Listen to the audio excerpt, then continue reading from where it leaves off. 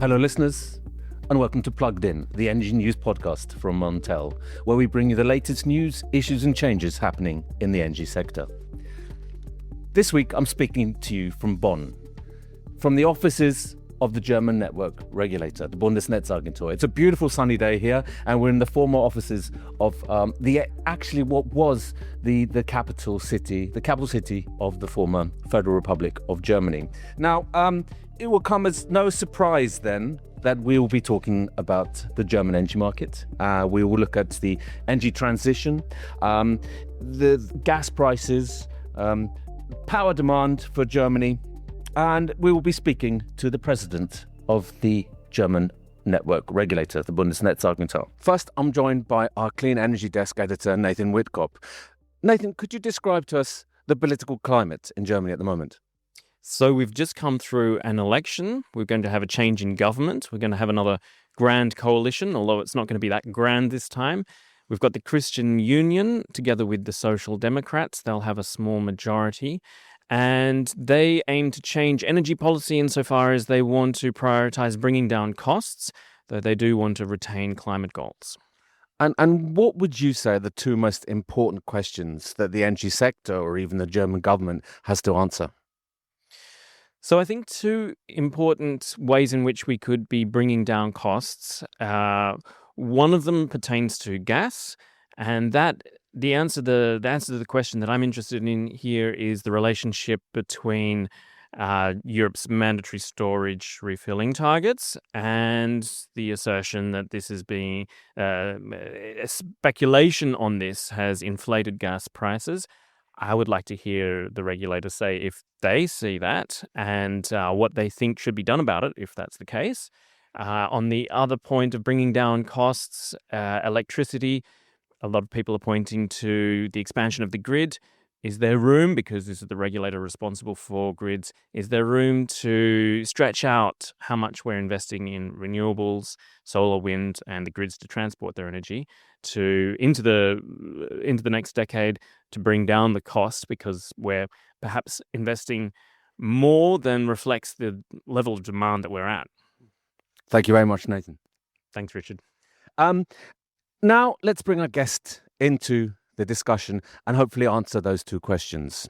I'd like to pass over to Klaus Müller, the president of the Bundesnetzagentur. Great having you in Bonn. Excellent. I thought before we get to sort of talking about gas storage, let's look at some of the wider issues of Germany's power network. And let's look at maybe talk about the energy crisis. How did Europe do and how did Germany do in particular, Klaus? Well, I think in the end, we managed quite well. Well, and it was due that a lot of actors just worked together. Something which is not that widespread anymore, that government, regulators, grid operators, company, industry, consumers all said, okay, we need to manage this crisis. Russia invaded the Ukraine, which meant high energy prices, high gas prices, and in the end, also for electricity. So the governments all over Europe, mainly Germany, took a lot of money, public money, and they spent it so that in the end, we managed the crisis, but yes, to be honest, at high costs. Is there anything you feel Germany or Europe in particular could have done better? Oh, yes, sure. But it's always easy to look back. Well, was it a smart thing to relate on the Nord Stream pipelines? Well, probably even in Germany, and our friends in the Baltic, in Poland, told us many times, well, probably was not a smart thing. And in the end, President Putin decided to cut off the gas. Was it a smart thing to have the gas storages in Germany down to 1-2% in the main storages? No, that was not smart. And we really needed to invest a lot to fill them up again, to prevent a hard gas prices. So in the end, yes, we could have been prepared. And it's one of the tasks of regulators to keep this memory up, because now it's, 3 years ago. It's a long time for the human memory. So it's always important to be prepared. Something can happen again, probably a little bit different. So it will be something new, but crisis can happen again. We have to learn from those lessons, absolutely. Do you think that Germany in particular has overbuilt kind of LNG infrastructure?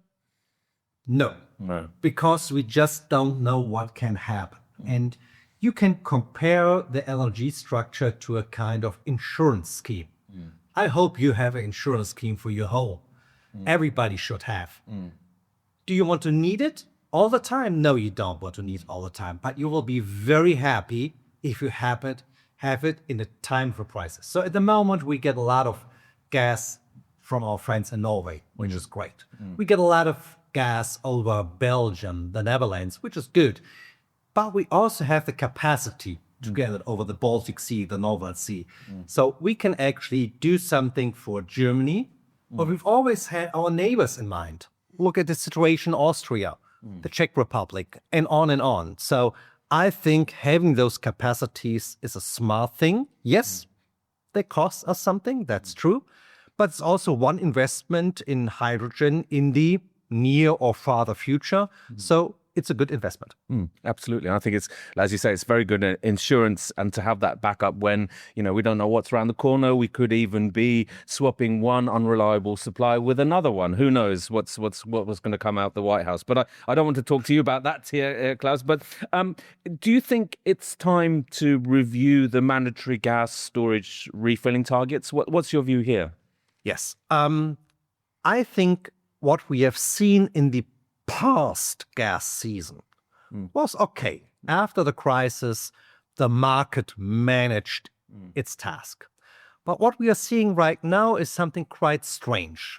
We hear from the market that we have some actors who are bidding against the state because they think that at any cost, the government, THE, the regulator would step in and maybe pay some public money to fill the storages again.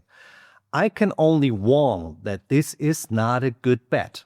It's not something smart to do.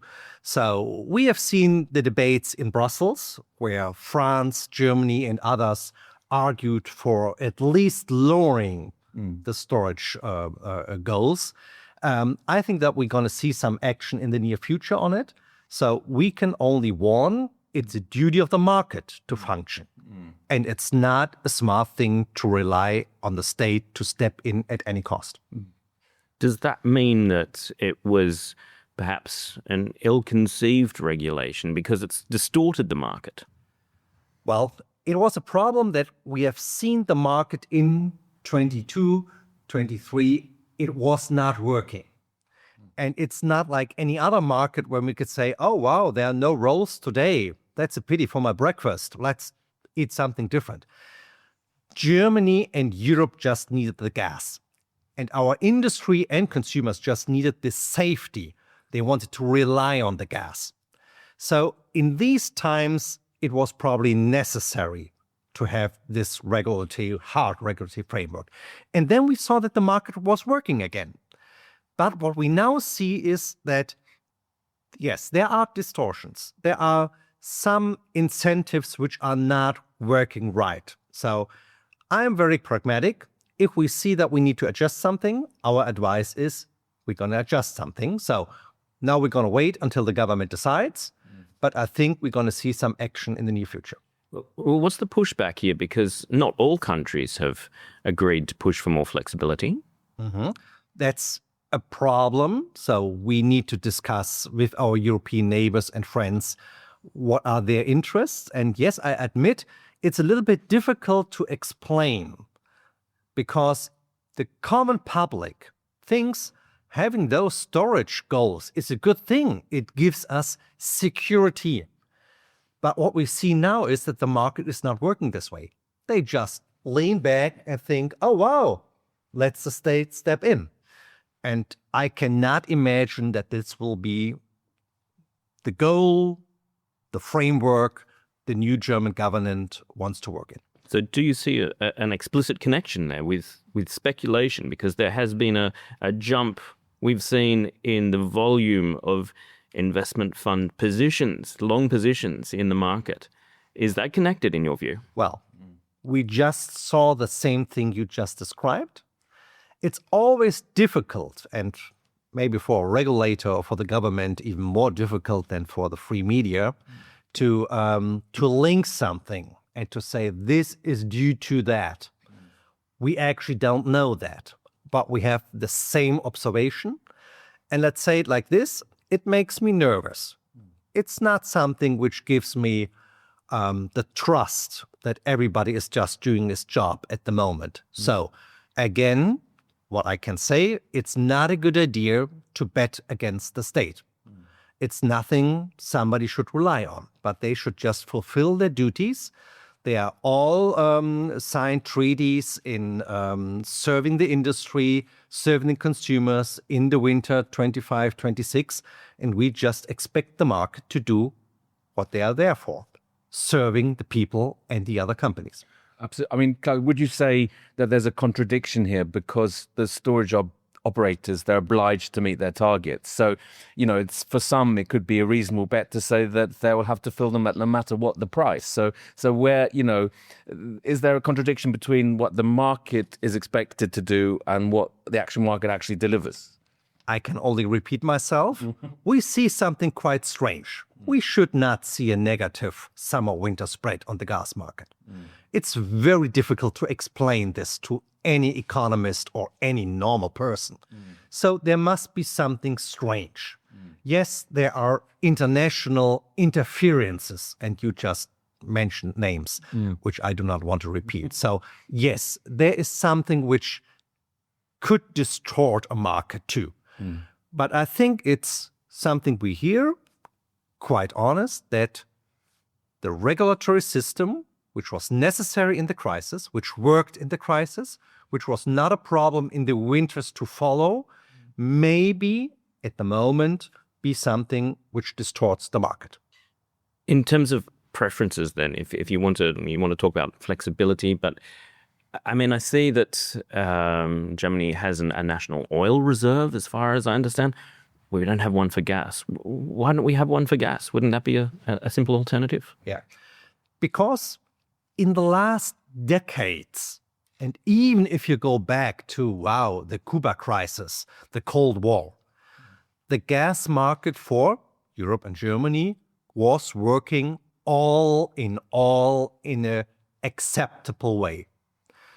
Now, due to the Russian intervention, 22, 23 will never be forgotten, we saw that it did not work. So we implemented those gas goals, storage goals. And that was okay. It was expensive, but it was okay. So I think what we now see is that we will rethink what gives the industry, the consumers, the European continent a maximum and cost-efficient security for the gas supply. And right now, as you know, we are still waiting for our government to get into place. I expect that we're going to have an intense debate with the market, with scientists, with our friends all over Europe. What is the smartest, cost-efficient way to secure enough gas supply without the public money to be spent in an endless way? This is not what the energy market is all about. So, just to make a long answer short, yes, we need a debate. And at the moment, I would not exclude any possibility. Do you have a preference?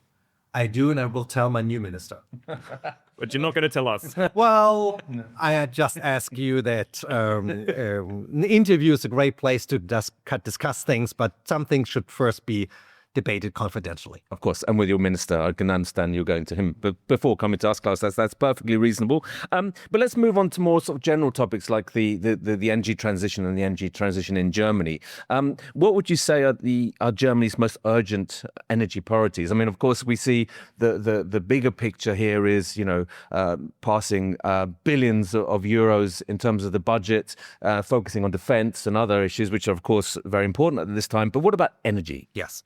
Well, I think it's quite obvious, and for nobody of our viewers and listeners, it would be any surprise. What Germany needs, it's rather simple. What we need are the grids, which are already been built in a faster way.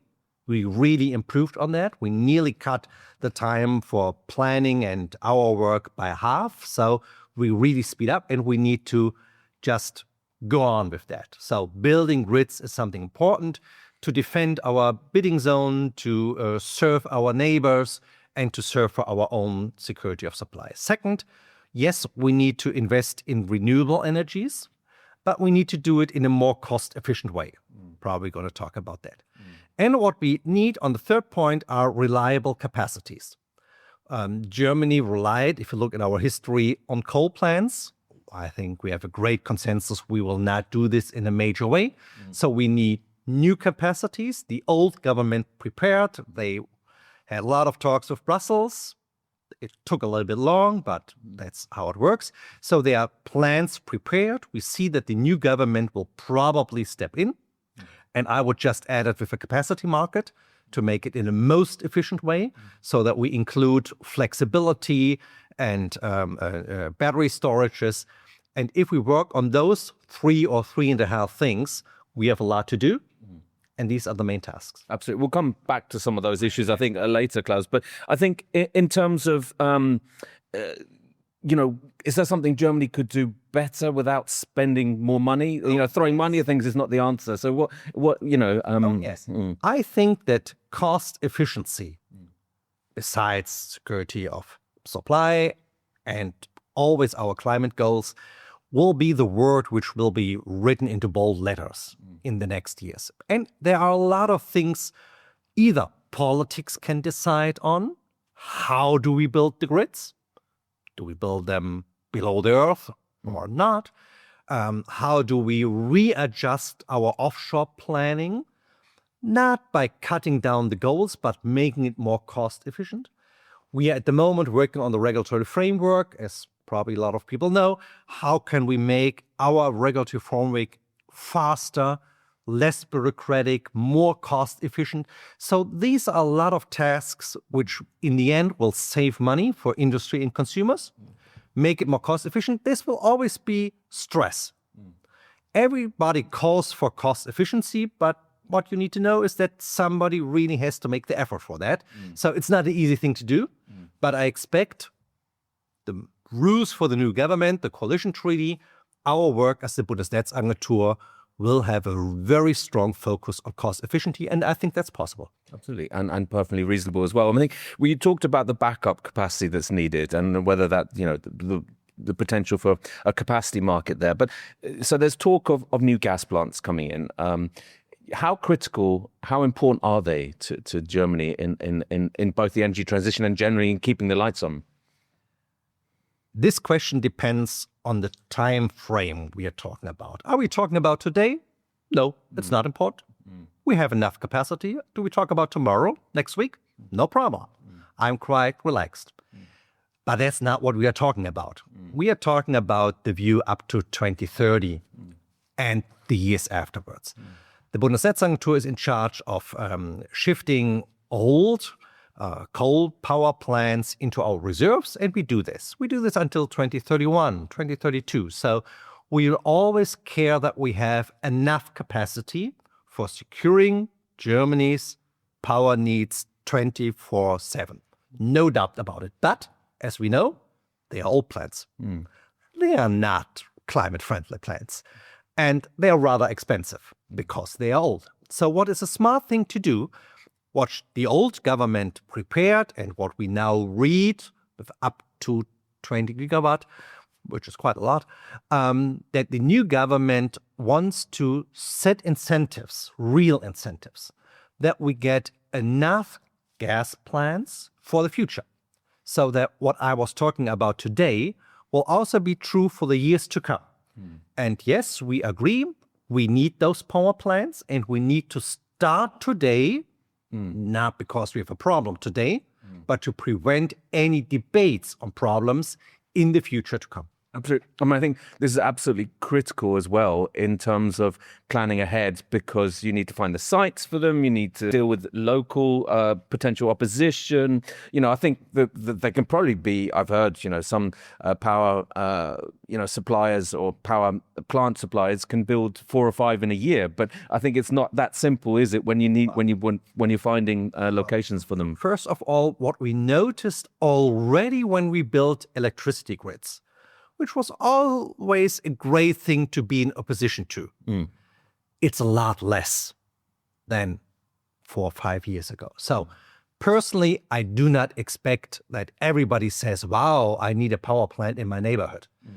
I can understand that. But there's a lot less opposition to it. There's a great consensus between the political parties, even between civil society and industry, that we need those power plants. We can always talk, should it be 10, 12, 15 or more? What's the relationship between capacities and a capacity market, including decentralized, flexible instruments? And I'm a very fond friend of the Belgium system. We looked at the UK, we looked at France and other countries. So I think by implementing a cost-efficient, flexible system, a capacity market for Germany, we can learn a lot from our neighbors. And again, the old government prepared for that. They already talked with Brussels and the EU Commission. So I expect a clear signal by the new government saying, yes, on a very short-term notice, we want to set the incentives for building those capacities. And right away, we're going to start preparing a capacity market. And those two instruments, closely linked together, will just be the security of supply we need in the 30s to come. Can I get your view on 2 suggestions for reining in costs and bringing down the overall expenses involved in what we're doing? One of them is, as a bridging solution, to use some of those old power plants that have been put into reserves to dampen power prices in the electricity market. We've got all of these coal plants sitting around. Why not use them to take some of the pressure off the wholesale electricity prices, bring down the cost of the energy transition in Germany? We probably read both the same leaked document from the coalition treaties. So indeed, the first problem is the European framework would not allow this at the moment. So you can change it, but you need to talk with Brussels. So this is probably the first thing. If the government sticks to this idea, they will need to talk to Brussels.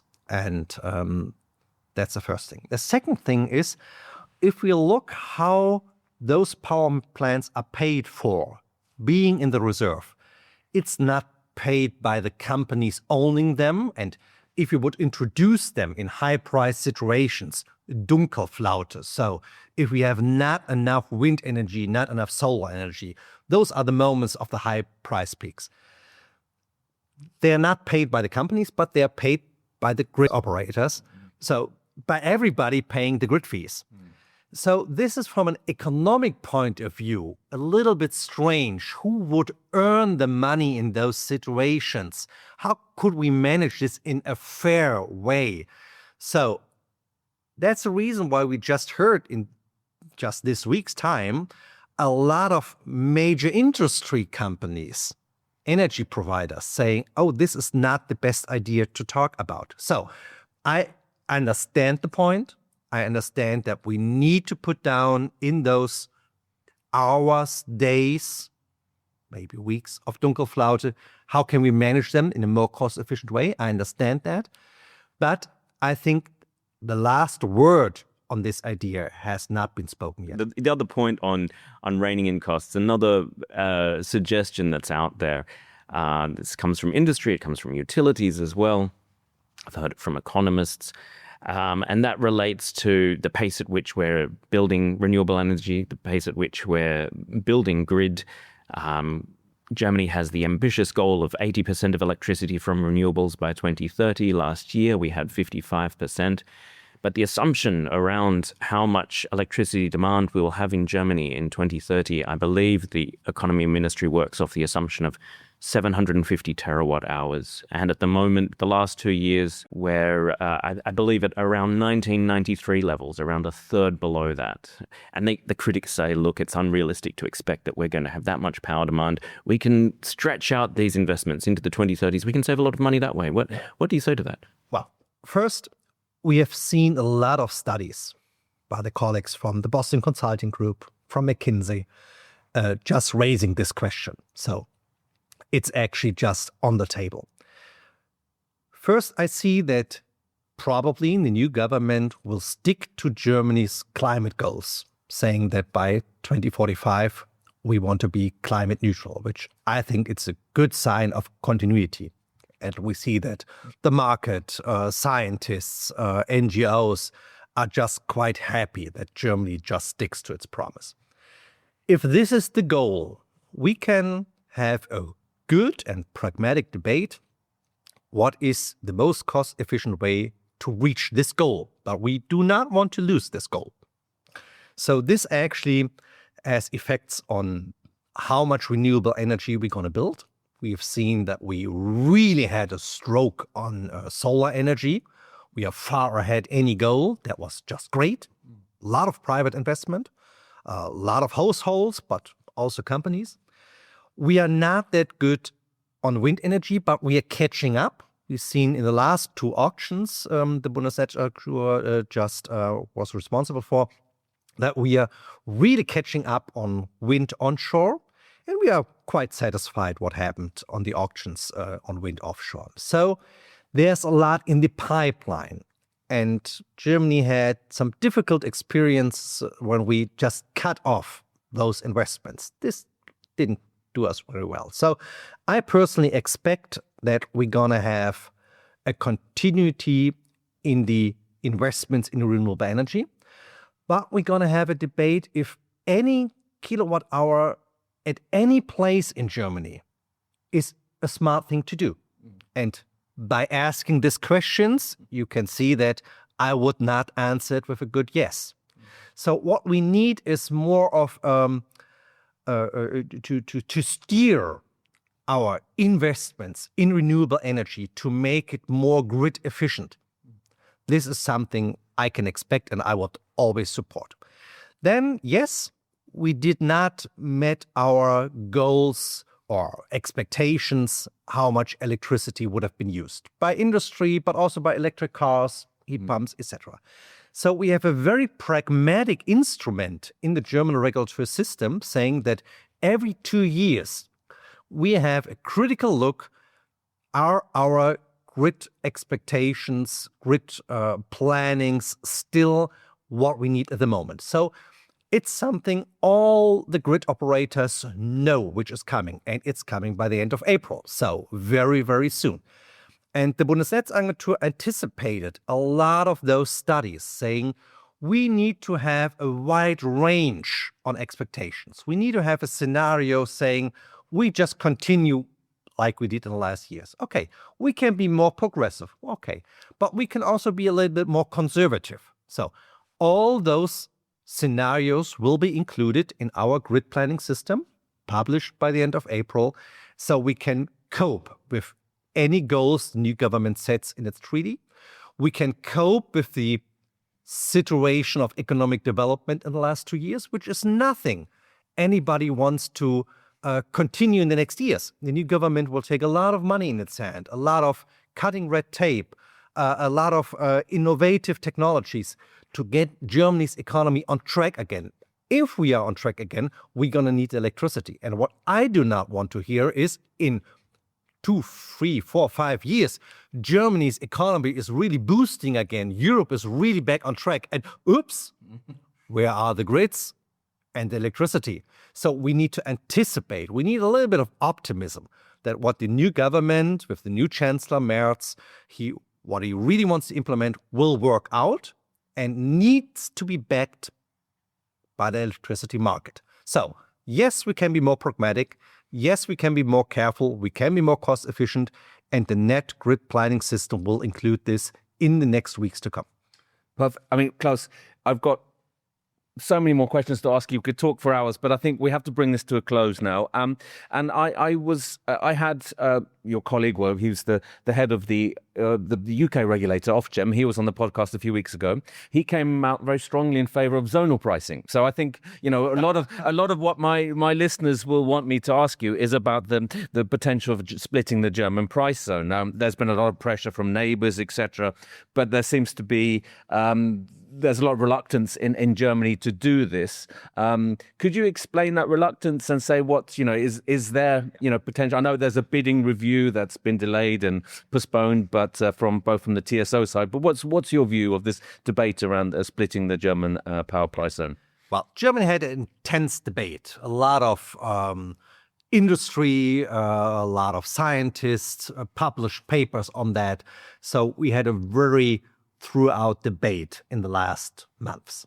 Now, first of all, I can understand our neighbors and that they are impatient because the grid building in Germany was not the fastest thing we did. And some of those costs we just place on our neighbors, which is never a nice thing to do. Not with your neighbor at your hometown and not in a European family. So I understand if they are a kind of reluctant. But I really ask them to see that the German and Luxembourg electricity market is the most liquid one we have. And this is just a very strong asset. I ask everybody to see at the real efforts we're having in speeding up the grid planning system. Well, every week we give here a meeting and saying, TSO, you can build now from here to there. So we really speeded it up. And we're going to see those results in only a short year's time. So the reasons for asking Germany to split their bidding zone, I think those reasons will not be there if we would now start with this process. So if we listen to the voices of industry, if we listen to the voices of the main politicians, especially from the South, which are quite important for the German debate, they have a really strong view on it. And I would expect a lot of controversial, emotional debates, which not speed up the whole process of the energy transition if Germany would decide on this way or if anybody would push too hard on this way. So Germany needs to do its homework. We have all those interconnectors, all the duties we pledged to. We really need to speed up the national north-south grids. We're going to do that. So in the end, I think there will be no reason, no hard reason for splitting the German bidding zone. And I would be quite happy not to do that. I'm sure we'll have a year or so of debate in the meantime as well, Klaus. But thank you very much, Klaus. Thank you, Nathan, for joining Plugged In, the Montel News podcast.